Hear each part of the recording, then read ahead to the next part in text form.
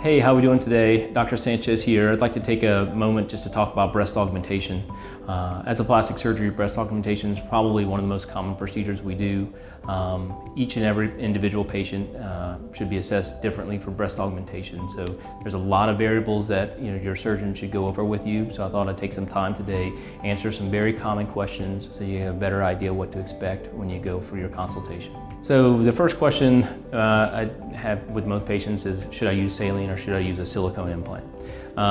We've been studying silicone and saline implants for a long time now, and we've determined that both are safe. At this point, it comes down to what the patient is most comfortable with. The surgeon should sit down with you and show you the difference between both. Essentially, a silicone implant has a silicone shell and then it's filled with silicone in the inside. The modern implant, if you think about if you were able to cut this in half, would leak a bunch of silicone like you would think. On the other hand, a saline implant has a silicone shell and then it's filled with saline inside the operating room. So common differences between these, talk about safety. Again, we've determined that there's no difference in safety profile between a silicone and a saline implant. There's no difference in the way that we would surveillance your breast for breast cancer later on. A silicone implant tends to feel a little bit more natural and has a higher cost. It tends to have less rippling. And some of the complications, like we'll talk about later, like capsular contracture, a silicone implant typically has a less rate of capsular contracture. On the other hand, a saline implant is a cheaper alternative.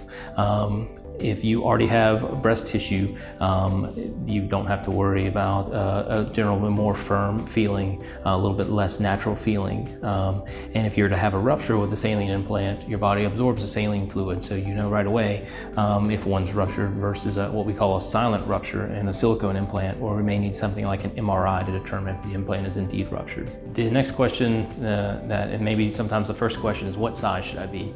And we like to start with a general idea what bra cup size that you wear before you come in. We all know this is an arbitrary number and different bra, different sizes at different stores you go to, but it gives us a place to start. The next thing is the surgeon should take measurements of your breast, the width of your breast, the laxity in your breast tissue, and should give you a general range of sizes that would be appropriate for your breast.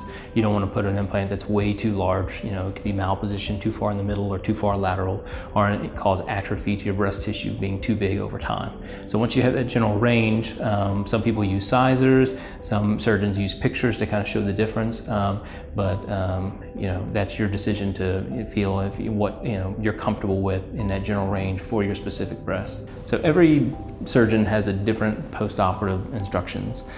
In general, you can expect to be pretty sore, especially if the implant is placed underneath the muscle for the first couple days, and most surgeons use narcotics post-operatively.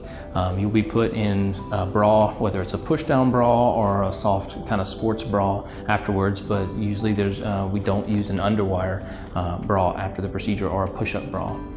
Some surgeons start at your first post-operative visit massaging. Again, that just depends on the type of implant you had and the type of augmentation procedure the surgeon performed and what he's comfortable with. Like all procedures, breast augmentation have risk, and